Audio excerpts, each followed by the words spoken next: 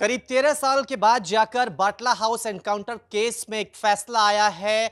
इस केस में दोषी पाए गए आतंकी आरएस को फांसी की सजा दिल्ली के साकेत कोर्ट ने मुकर्रर की है। यह पूरा केस आज से तकरीबन 13 साल पुराना है। L18 ये जामिया नगर इलाके का एक घर था जहां पर कुछ आतंकियों के छिपे होने की खबर दिल्ली पुलिस के स्पेशल सेल को मिली थी, जिसके बाद दिल्ली पुलिस के स्पेशल सेल ने वहां पर छापेमारी की थी, जिस दौरान वहां पर कुल 5 आतंकी पाए गए थे, जिनमें 2 का एनकाउंटर हुआ था, 2 भाग गए थे और 1 को वहां पर पुलिस ने गिरफ्तार किया था। गोलीबारी के दौरान दिल्ली पुलिस के कर्मचारी मोहन शर्मा उसमें शहीद हुए थे। उन्हीं की हत्या के केस में दिल्ली के साकेत कोर्ट ने आज फैसला सुनाया है। आरएस बेसिकली ये रहने वाला उत्तर प्रदेश के आजमगढ़ का है और आरएस पर तकरीबन 165 लोगों की हत्या और 500 से ज्यादा लोगों को घायल करने का आरोप है। एक दो नहीं, कई ऐसे बम धमाके देश में हुए थे। इंडियन मुजाहिदीन का यह आतंकी है और यह वही दौर था, साल 2008 के पहले का वो दौर, जब भारत में इंडियन मुजाहिदीन बहुत ज्यादा एक्टिव हो रहा था। इनके धमाके करने का जो तरीका था वो बेहद बहुत ही ज्यादा चौंकाने वाला था। ये धमाके से कुछ मिनट पहले ईमेल करते थे।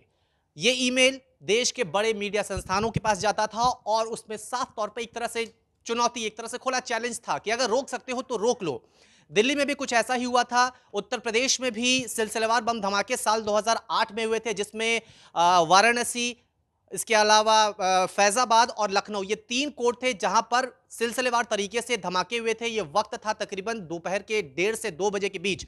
हालांकि आरएस को गिरफ्तार कर लिया गया। साल 2018 में दिल्ली पुलिस की स्पेशल सेल ने गिरफ्तार किया था और मोहन शर्मा, जो बाटला हाउस एनकाउंटर के वक्त जो शहीद हुए थे, उनकी हत्या का दोषी इन्हें बताया गया था।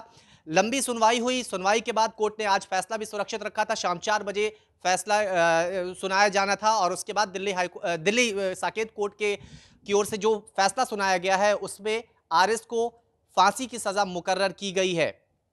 आरएस के पास अगर हम बात करें तो इन पर कई और बम धमाके की आरोप लगे हैं, जिसमें अहमदाबाद भी है, जयपुर भी है और दिल्ली भी है। दिल्ली में भी जो बम धमाके हुए थे उसमें आरएस पर ही आरोप था। देखिए, जब ये एनकाउंटर हुआ था, बाटला हाउस का एनकाउंटर, उस वक्त बहुत सारे सवाल उठे थे। कुछ एक ग्रुप था जिन्होंने सवाल उठाए थे कि ये पूरा एनकाउंटर जो है वो फर्जी है। आरोप लगाए गए थे वो जामिया मिलिया इस्लामिया यूनिवर्सिटी के स्टूडेंट हैं, उन पर गलत तरीके से फायरिंग की गई, उन्हें गलत तरीके से दोषी बनाया गया है। उनका कोई लेना देना नहीं है। हालांकि जांच जब हुई तब साफ हो गया कि कौन आतंकी था, कौन स्टूडेंट था। L18 वो बंगला था जहां पर ये 3rd फ्लोर पर ये सारे आतंकी छुपे हुए थे।